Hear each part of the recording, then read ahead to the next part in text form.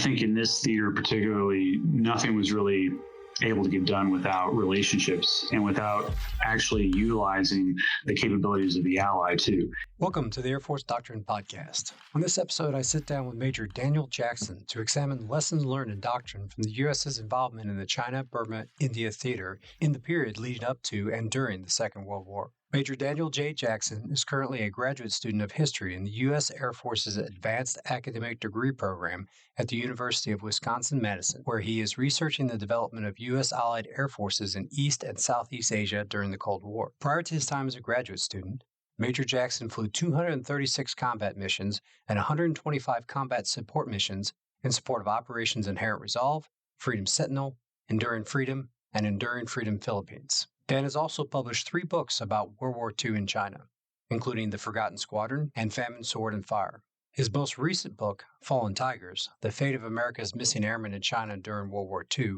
recently received the Air Force Historical Foundation's Book Prize. Dan's extensive research and key insights into the application of airpower can provide listeners lessons learned in the China, Burma, India theater that still have application to modern Air Force strategy and operations. Please join us. Dan, thanks for being here today. I just heard your bio, quite impressive. It's good to see a pilot to not only have both the actionable tactical knowledge, but also to have the historical knowledge. So I'm proud to have you part of the Air Force. I'm very excited to have you here today. So thank you for coming.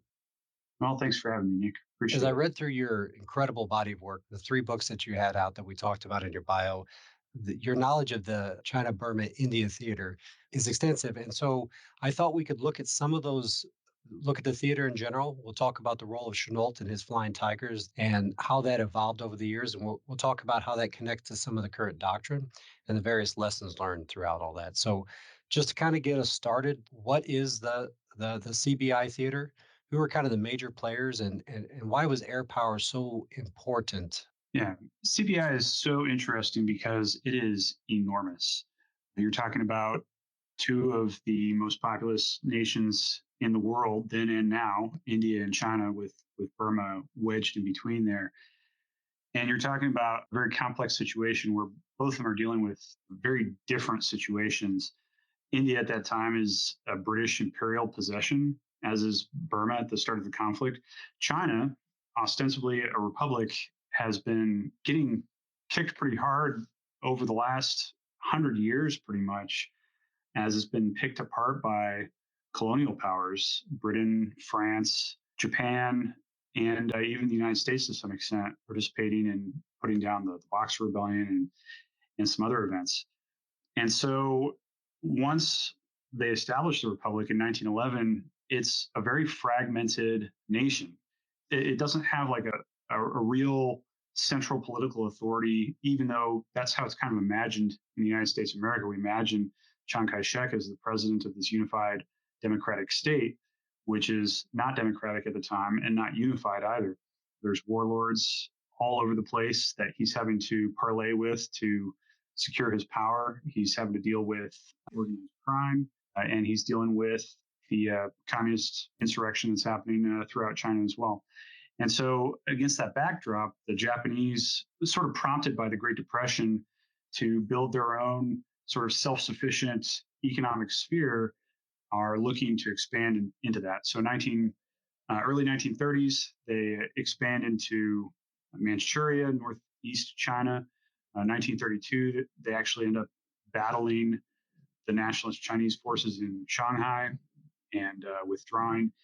And so you have this kind of skirmishing happening in northeast China for the better part of 5 years. Then 37, it turns into all-out warfare with the Japanese unleashing a massive offensive that 4 years prior to the United States becoming involved in the war, that essentially takes most of China's industry, about 90% of China's industry, takes all of their large population centers along the coast, takes their ports, and kind of confines nationalist China to the interior. And so that's essentially where we find them when America becomes involved. What's interesting is one of the distinctive things about the CBI theater is just how important the personalities are to understanding it, because they have outsized influence on what happens. So we've got Chiang Kai-shek, the leader of nationalist China. We have Mao Zedong, the leader of the communists, who gradually increases in importance as the war goes on. The communists are able to take advantage of the nationalists getting pushed back by the Japanese to expand their influence throughout the country. We've got Joe Stilwell, who at the beginning of World War II, or just prior to the beginning of World War II, was rated as the number one major general in the United States Army. He's seen as this very promising, very capable commander, and he's sent out there to essentially help the Chinese get their stuff in order and repel the Japanese invasion in Burma. And then you've got Claire Chennault, who is this sort of air power apostate who gets pushed out of the U.S. Army Air Corps in 1936. He's got some health problems. He's a lifelong chain smoker. He's got this bronchitis that lays him down for weeks at a time. But as an instructor at the Air Corps Tactical School, he also found himself as kind of a lone voice championing fighter aviation when daytime strategic bombing was the doctrine of the day. And so he's kind of pushed out in 1936, ends up as a contractor in China in 1937, really just looking at, he's supposed to provide an assessment of the Chinese Air Force to Chiang Kai-shek and his wife, who's actually running a lot of the aeronautical stuff on his behalf. And he ends up there like 6 weeks before the Marco Polo Bridge incident starts off general war, and ends up advising the Chinese Air Force through essentially their retreat into the interior throughout the late 1930s there. So that's kind of the cast of characters that we're dealing with. What's interesting is that really none of them get along. Obviously, Chiang Kai-shek and Mao Zedong are involved in essentially what's a civil war. Even though they say that they're calling a truce to fight the Japanese, there's still a lot of combat between them all throughout World War II.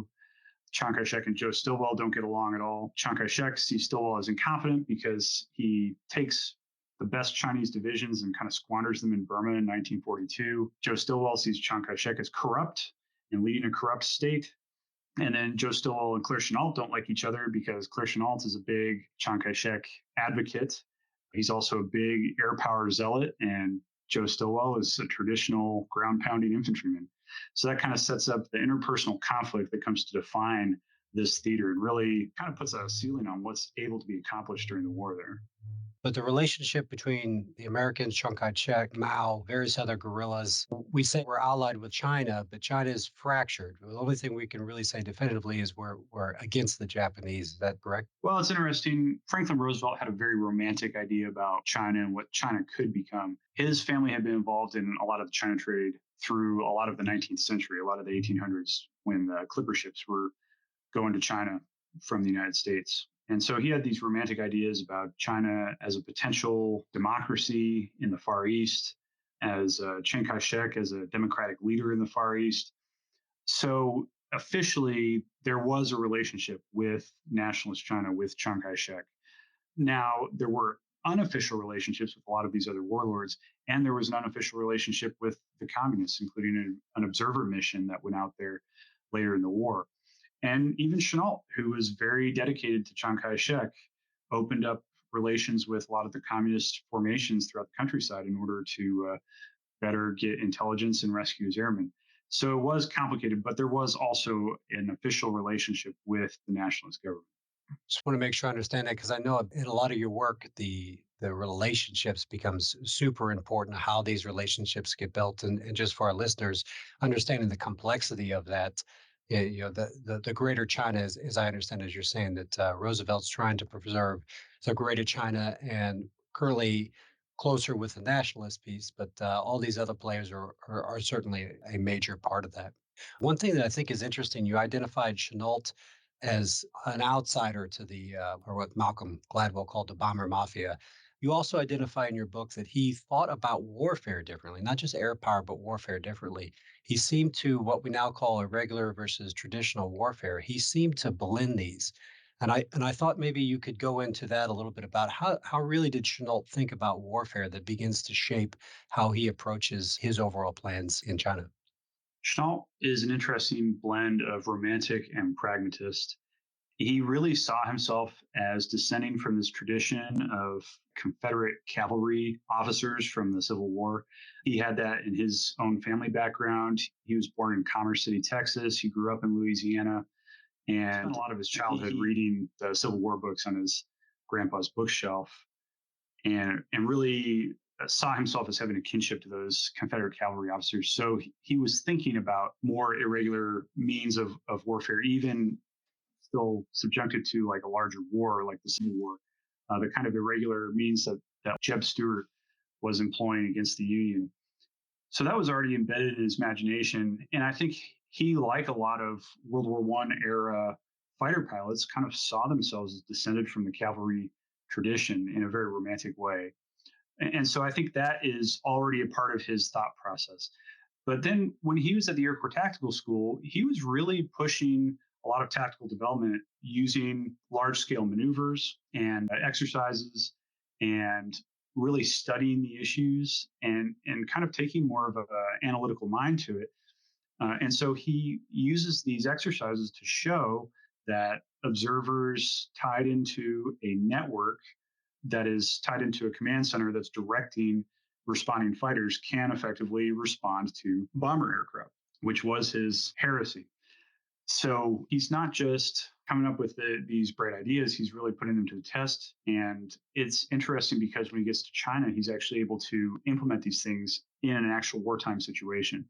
So he gets to China 6 weeks later, the war breaks out. And one of his first projects is to work with the Chinese to build a warning network around the nationalist capital at Nanjing. And the nationalists at this point have a very patchwork air force that's assembled from random airplanes that they've gotten from the United States, from Italy, and a host of other places. They've been trained by Russians, they've been trained by Germans, they've been trained by Italians, by Americans, and not always very well. And the Japanese, by contrast, are a fairly professional fighting force. They've got a good system of training. Their pilots are experienced and trained. They're using state-of-the-art equipment. And so what's interesting is that using this network to warn the Chinese fighters in defense of Nanjing in August of 1937, the Chinese Air Force claims 54 Japanese aircraft shot down in just 3 days, which essentially forces the Japanese to now provide fighter escort for their bombers on these bombing missions. And that fighter escort is pretty effective because those fighters are superior quality. Those pilots are superior quality to a lot of the Chinese that are going up against them. But it's interesting because in that brief period where those undefended bombers were being met by Chinese fighters that were directed by that warning network, they're very effective. And so he felt very affirmed in his ideas that he developed well in the Air Corps, and essentially builds that throughout the Chinese system during the war. And that's what when the United States finally does arrive in 1942, when the United States Army Air Forces arrive, or even when the American Volunteer Group arrives in 1941, they're stepping into that system in being that he's built since 1937 that's already proved its effectiveness with inferior equipment. That's interesting. We talk a lot about the competition continuum these days, these actions that happen far left of our armed conflict and hopefully prevent armed conflict. And so you started to talk a little bit about the warning network. And so eventually we do want to get to the Flying Tigers, the AVG arriving. But Chenault is coming over and working with the Chinese Air Force without American pilots, is laying out a lot of these particular activities. And many of the activities are going to allow him to do operations that are very similar to ACE. So I wanted to give you an opportunity because I know there's more than just a warning network. He does at least two other tasks. And I wanted to kind of talk a little bit about that your book highlights. Yeah, so when we look at the system in being that the United States, that the AVG and then the United States Army Air Forces steps into there's been a lot of work that's been done prior to Pearl Harbor to make that possible, to make that happen. And it's interesting because I think the natural contrast is to look at what the U.S. Army Air Forces had in the Philippines at the same time. Because when the Japanese attacked the Philippines in December 1941, the Americans are caught completely unprepared because they have the airplanes there, but they're not tied into any sort of overarching system. There's no radar. They just started installing the first radar sites, but even those didn't like feed into any sort of command structure. There's no system for retrieving pilots that have bailed out. There's no system for dispersal of aircrafts to provide for protection from Japanese air raids. And so the consequence is that in the first 3 days of the war, the Army Air Forces loses 60 some odd of their 100 fighter planes, many of them on the ground, but a lot of them in aerial combat as well. And for the entire campaign through the fall of Bataan, they managed to shoot down just a little over 30 Japanese aircraft. The American Volunteer Group, in roughly the same period, loses 12 airplanes in aerial combat and claims 297 Japanese planes And even the most conservative estimates are that they shot down at least 115. So what's interesting is a lot of the popular histories focus on the pilots who are characters, the organization, which is obviously novel, and the airplanes themselves, which are decorated with their shark mouths and everything.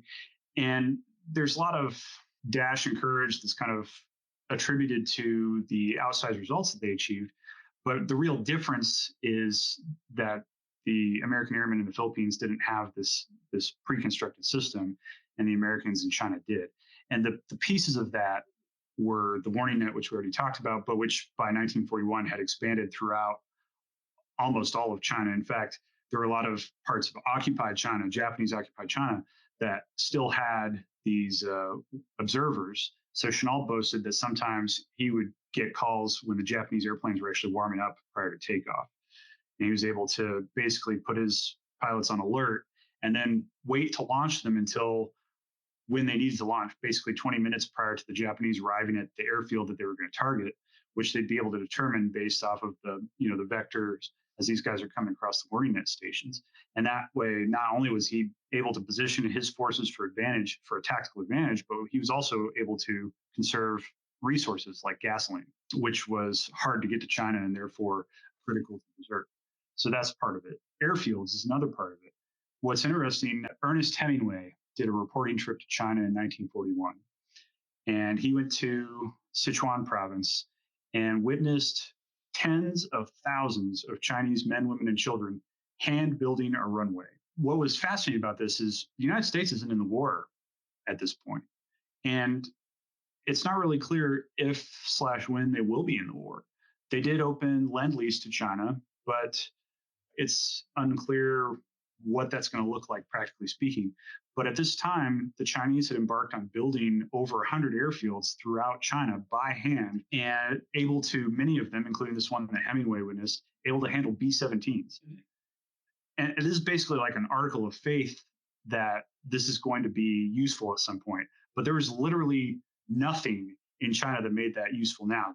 The Japanese, a year prior, had already rolled out their A6M Zero fighter that was so completely superior to anything the Chinese had that the Chinese actually ended up pulling most of their Air Force out of combat because they were just getting destroyed. The Zero debuted in August of 1940, shot down 13 Chinese airplanes in its first combat for 0 losses. None. Complete air dominance. So amid this time of Japanese air supremacy, the Chinese are building 100 airfields throughout China. And that infrastructure would be vital to American operations later on, especially when it came to trying to reach targets that were on the China coast or further afield like Taiwan or even Japan.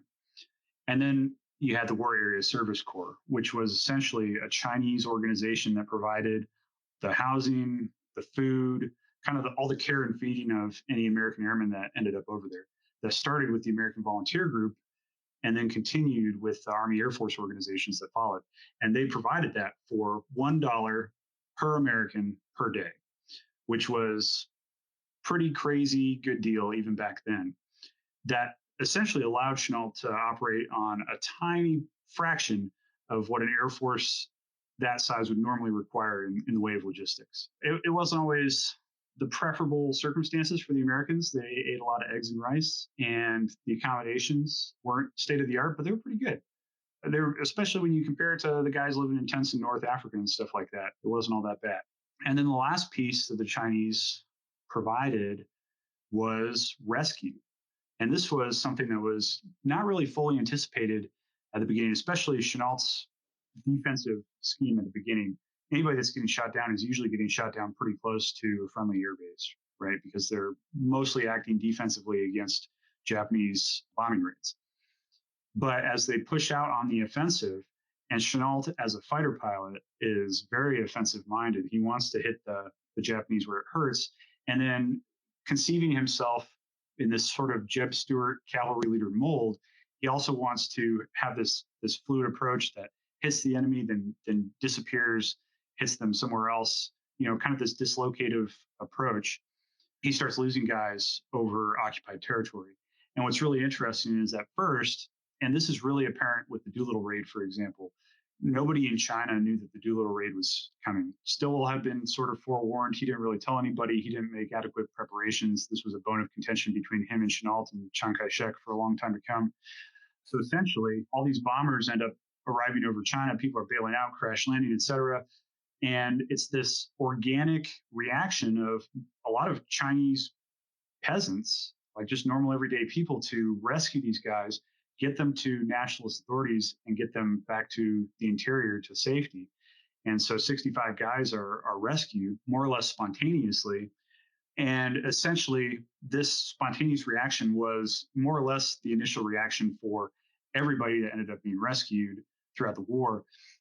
My Fallen Tigers was about this phenomenon. And what was interesting was, instead of looking anecdotally at some of these stories, I compiled a database of every single aircraft that was reported missing on a combat mission over China. So combat missions, I didn't include like the hump airlift that was going from India to China, but all the combat missions in China: 14th Air Force, American Volunteer Group, China Air Task Force, 20th Army Air Force with the B-29s. And what was interesting was 698 aircraft reported missing, 1,907 airmen reported missing.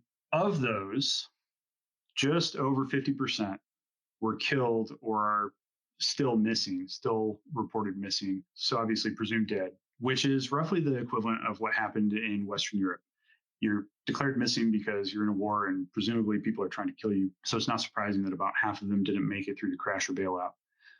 For those that did make it out, what's really interesting is that in Western Europe, if you survive the crash or bailout with that 50-50 chance, you had about a 20% chance of an underground organization getting you back to friendly hands.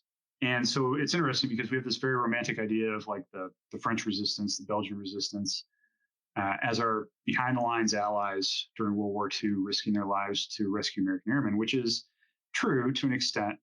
But what's interesting is the contrast with China, where if you survived the crash or bailout, that 50-50 chance, you had over a 90% chance of being brought back to friendly territory. There's one story where an airman attacking an airfield in Shanghai, which is deep within Japanese occupied territory, in a P-51 Mustang, he took some ground fire, his engine seized, he bailed out 1 mile away from the Japanese airfield that he had just been strafing. The guys that shot him down literally watch him bail out of his airplane and float to the ground. They all run over, get in a truck. The truck drives the 1 mile to get to where this guy bailed out. And by the time they get there, he's already gone. The Chinese civilians in that area traded clothes with him, put him on the back of an ox cart, and he began his journey back to friendly lines. It happened that fast. It took him 2 months to get back to friendly lines, but the initial reaction happened that fast and was organic. So those were the four big areas that the infrastructure had already been begun, the relationship had already been begun prior to the Americans entering the war, that enabled American success during the war, being the warning net, the airfield construction, the War Area Service Corps, and the eventual rescue of American airmen. Dan, that's fascinating. Your book, Fallen Tigers, goes into a lot of the personal recovery stuff. Readers will be able to find terms that they are very familiar with: pointy talkies, blood chits, understanding some basic languages, some basic hand signals. You're going to see all of that play out. I think you even talk about a majority of the reports that you read mentioning the pointy talkie as being important. One of the big things in modern warfare, we talk a lot about information operations. Your book highlights the Chinese that supported these airmen enduring threats to life, severe retribution from the Japanese for helping out, but they still do. And it's very inspiring to see that. But at the same time, I think it's interesting. The Japanese are always trying to broadcast this idea of Asia for Asians, this narrative, and the Chinese are not buying this whatsoever. And so I don't know if you're comfortable talk a little bit about how that larger narrative by the American presence has kind of inspired the Chinese, our early involvement there. I think that's a very important piece from your work. Those are really good points. There's a few things to that, right? So, first of all, a lot of times narrative has a lot of trouble overcoming reality. So the Japanese could say all the wonderful things that they wanted to say, but their behavior during the war in China was so brutal at points that it obviously undermined that. And it touched people so thoroughly that the loss was so overwhelming that people were responding to reality when they were responding against the Japanese. That being said, there were a lot of collaborators, so-called collaborators in China that were ostensibly working with the Japanese occupation governments. Wang Jingwei famously built a rival regime to Chiang Kai-shek. But what's interesting is that when American airmen are falling on these guys, very, very rarely, I only found a couple of instances, are the so-called collaborators actually handing over American airmen to the Japanese. There's one case where some U.S. Navy airmen that had bombed Hong Kong bail out because they're hit over Hong Kong, fall into the hands of collaborators. The collaborators smuggle them out of Hong Kong under the nose of the Japanese and hand them over to the nationalists for repatriation to the Americans. So it's interesting because we talked about China not being a real unified political entity during World War II, but what's very clear is that they saw themselves as Chinese as a cultural entity. So there's a cultural entity of China. These people see themselves as Chinese, whether they believe in the Wang Jingwei government, the Chiang Kai-shek government, whether they believe in Mao Zedong. They all see common cause in opposing Japanese conquest. And so these guys, regardless of their political affiliation, are helping American airmen because they see them as essential to repelling the Japanese. And part of what's interesting is when you talk about the attitudes of the local people, this was something that Chennault was very cognizant of. And so one of the disputes between him and Stilwell was how to prosecute the war. And Stilwell had a very traditional approach to that, which was a ground invasion of Burma to reestablish the Burma Road, to supply China by land, to build up China's divisions and retrain them in more of an American mold, and then to advance with those divisions from Southwest China up into the center and then eventually to the coast.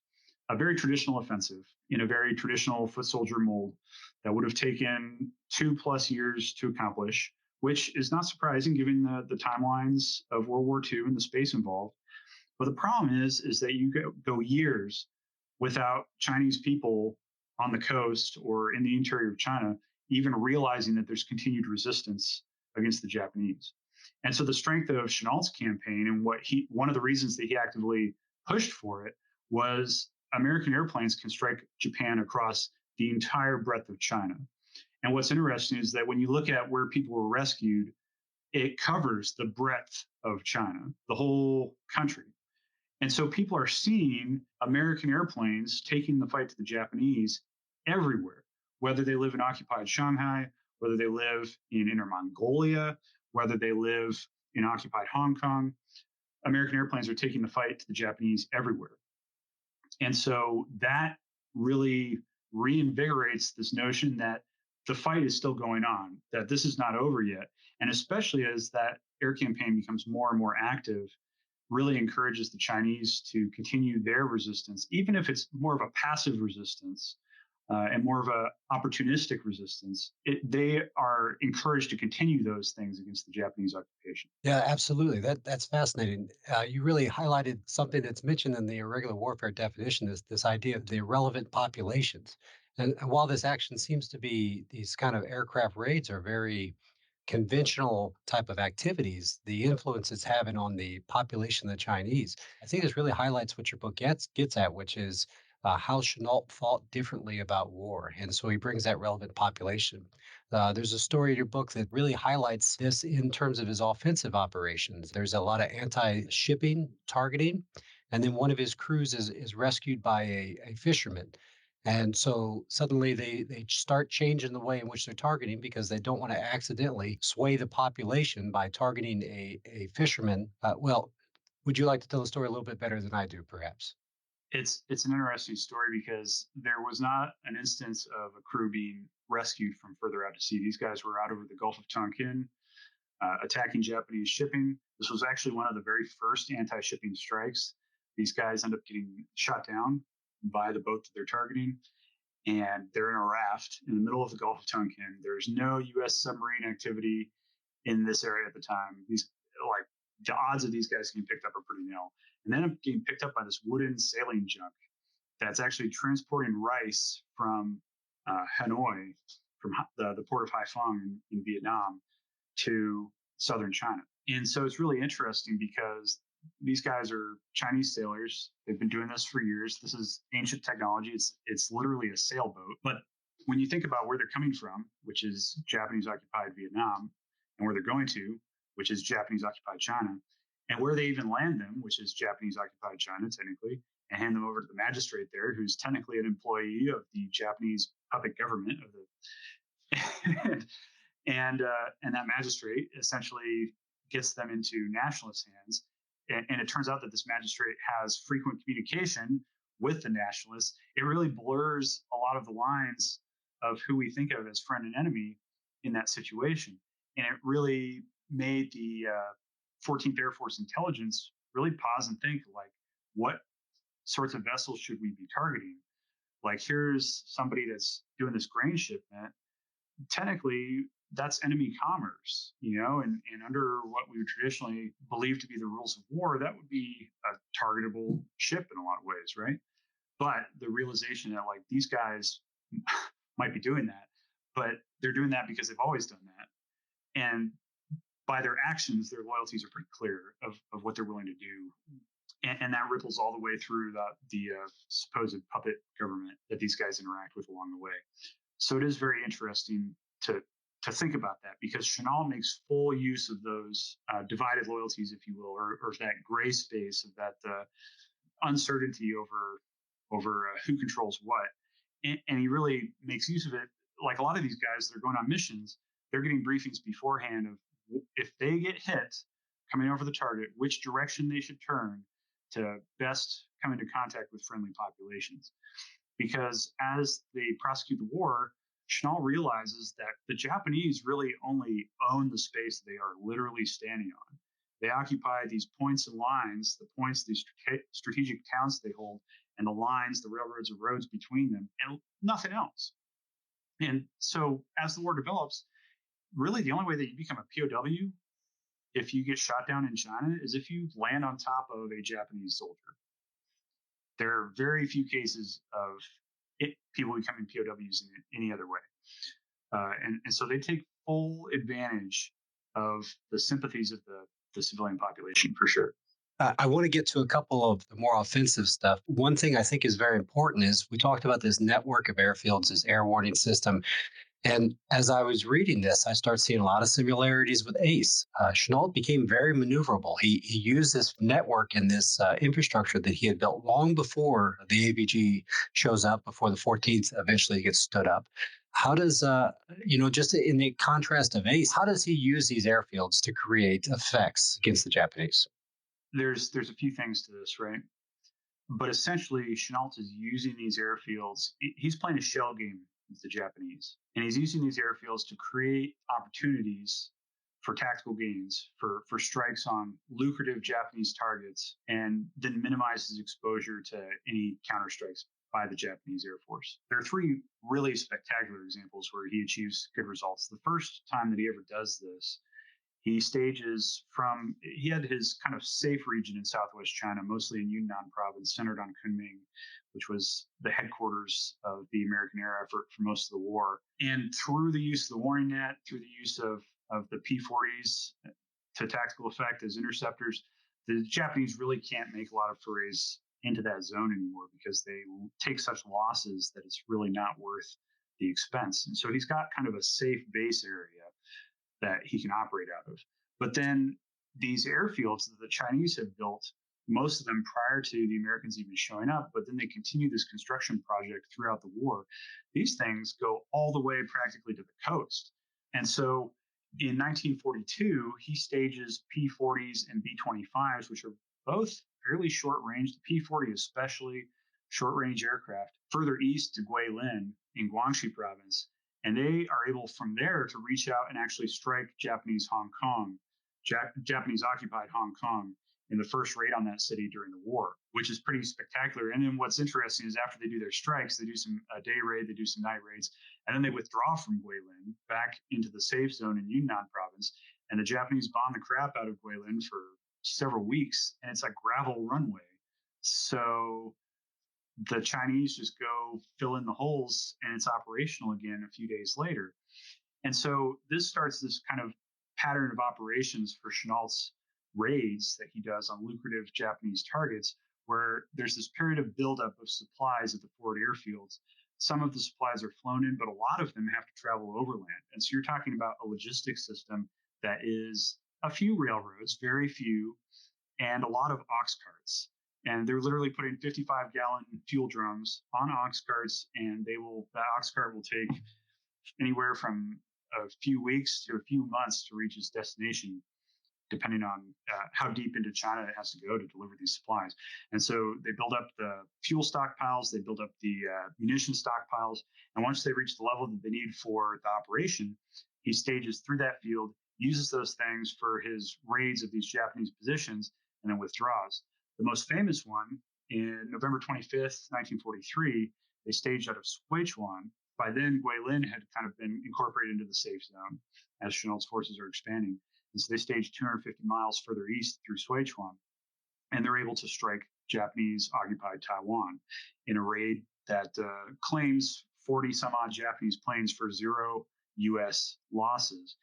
And by the way, that's not just the U.S. on that. It also incorporates the new Chinese-American Composite Wing, which is a joint U.S.-Chinese combat formation to kind of mentor a new Chinese Air Force into being during the war.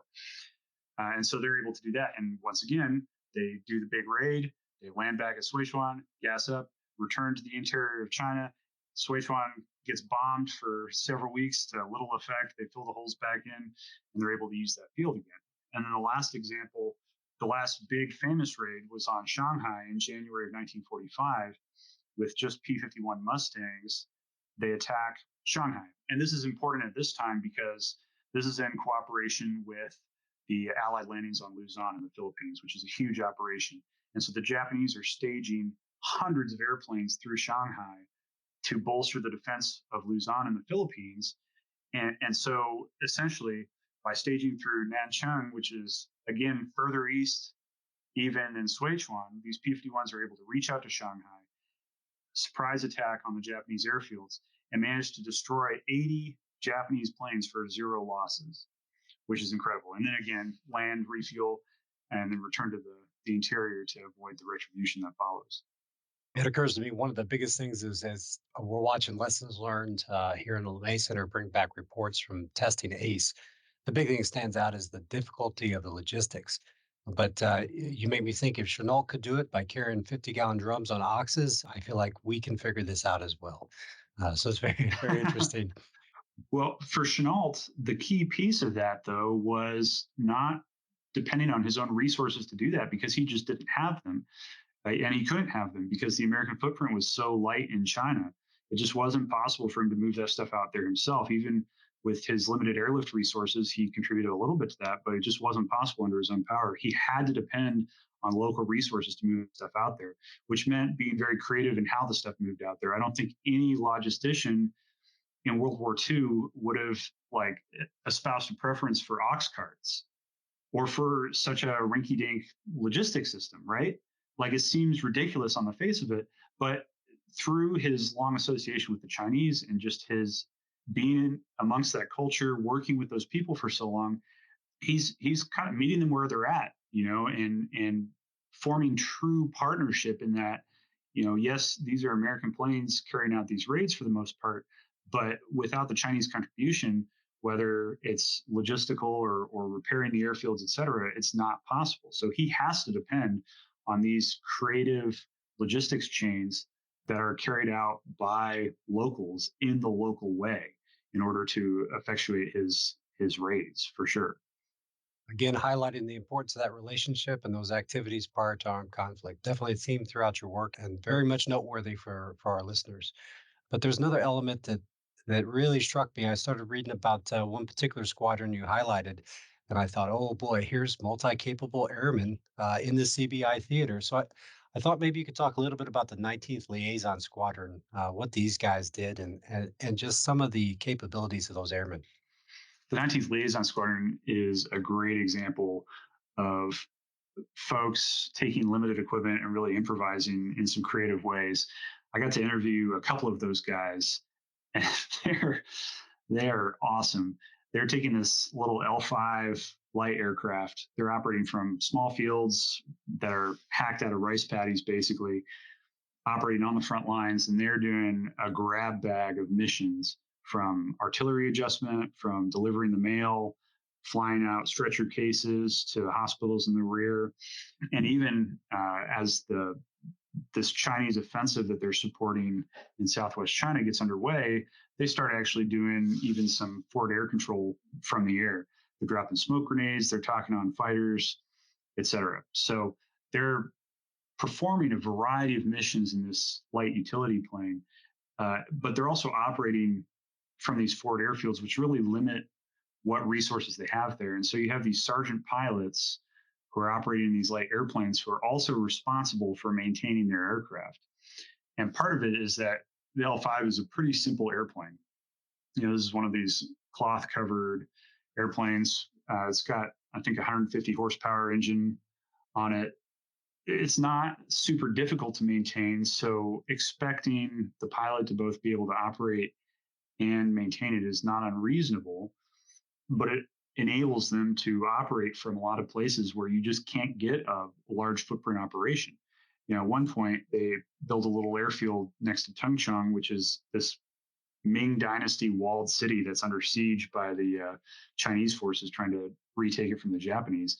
And they're essentially like taking off within sight of the front lines in this very mountainous terrain where you can't even get heavy artillery in there, because you're talking about 10,000 foot plus mountains that you have to haul this stuff over. And so the air power aspect of it is very important, because that's really the only heavy firepower that the Chinese have to depend upon. And these guys are able to support them from the front lines. And so you can imagine an army that is operating with like straw sandals and some crappy cotton uniforms, doesn't even have helmets. They've got like some 1930s Mauser rifles and stuff like that. To have the most state-of-the-art airplanes providing close air support for them is very important. But it wasn't really possible without these light airplanes operating directly from the front, essentially. And then also the morale factor of, if they get shot, these little airplanes can actually evacuate them to hospitals in the rear, when before, frankly speaking, they'd probably just been left to die. Fascinating. Obviously, some technological changes there. Much more difficult to repair an F-35 on a gravel runway. But it does beg the question of technological choices in the future based upon the operating environment and what we need to do. Absolutely. But, it doesn't always have to be an F-35 either. Like, the L5 was not considered a state-of-the-art airplane at that time either. They're not flying P-51s from these strips. And that wouldn't have been the airplane for those kinds of jobs either. Sometimes a simple airplane is the right airplane for those kinds of jobs, especially when you're looking at close coordination and cooperation with the ground forces. So maybe there still is room for that kind of operation in the future. Well, Dan, we've been talking here. We got 3 books out that I think are all very fascinating. Every one of them I would highly recommend. We've talked about them a little bit in the bio. I also mentioned that Fallen Tigers has won the Air Force Historical Foundation's Book Prize for 2022. Congratulations on that. Again, I want to thank you for being here. I got a final question for you.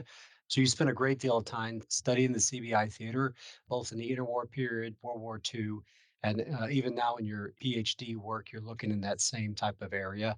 So, as you've studied this and you think about your historical knowledge and you look to the future, what are kind of the big rocks that you think about from the past that influences the way that you think about the future? I think in this theater particularly, nothing was really able to get done without relationships and without actually utilizing the capabilities of the ally too. It wasn't just about bringing American capabilities to China and fighting the Japanese. It was also about utilizing the unique capabilities that the Chinese brought to bear, whether it was the warning net, the ability to build this network of airfields, et cetera. And so the relationship aspect ended up being really important. And it's interesting because it comes full circle in the Cold War. One of the things that we did in China during World War II was attempt to rebuild the Chinese Air Force. And so I had mentioned before the Chinese American Deposit Wing. Essentially, we send these guys to the United States. They get their basic flight training. They come back to what was then India, is now Pakistan, for advanced training in the P-40 and the B-25. And then essentially, these organizations are sent back into combat into China. And every level of command in this organization, from squadron commander, really from wing commander on down, squadron commander, flight commander, et cetera, has dual U.S. Chinese responsibility. So there's a U.S. and Chinese co-squadron commander, for example, with the idea of eventually making this thing self-sufficient so the Chinese can begin flying their own combat missions unilaterally against the Japanese again. And it was starting to become very effective, especially towards the end of the war. What's interesting is when we get to the Cold War and America kind of reinvigorates its interest in the region again after South Korea is invaded, we find that these organizations end up being our link into partnership with the Republic of China, now installed on the island of Taiwan after losing the Civil War to the communists. All of those groups, the 3 combat groups that we built in the Chinese-American Composite Wing, still exist and actually retreated mostly intact to Taiwan, 2 fighter groups and a bomber group, and become the basis for the jet modernization that we do during the Cold War that ends up so successful in the Taiwan Straits crisis of 1958, defusing that situation by going toe-to-toe against the Chinese communists in the skies over the straits and wiping the floor with them in F-86s, Korean War surplus F-86s that we gave them. And it's not like, a year prior to the Taiwan Straits crisis, we just started giving these guys jets in a vacuum and they figured out how to work them and it worked out. This relationship goes back to World War II, the training relationship. The chief of staff of the Chinese Air Force was one of the officers that Chennault had worked closely with in Southwest China during the war. This relationship built up a competent nationalist Chinese Air Force so that we had people that already had a background in aviation that could use this equipment effectively that we were giving them during the Cold War. And so it just shows that we have to take a long view to these sorts of things and trust that these relationships pay off in the fullness of time. It's not something that we can just be invested in to solve one tactical problem at one little point in time. It's something that we have to be in for the long haul, partnering with people to solve these common interests that we have, these common defense problems that we have. That's going to do it for this week's podcast. The show is recorded and produced by the Doctrine Outreach section at the LeMay Center. Special thanks to our guest, Dan Jackson, the LeMay Center, and Air University. As always, the views expressed by our panel members are their own and do not necessarily reflect the views of Air University, the Air Force, or any government agency. I'm Nicholas Underwood. We will see you next time.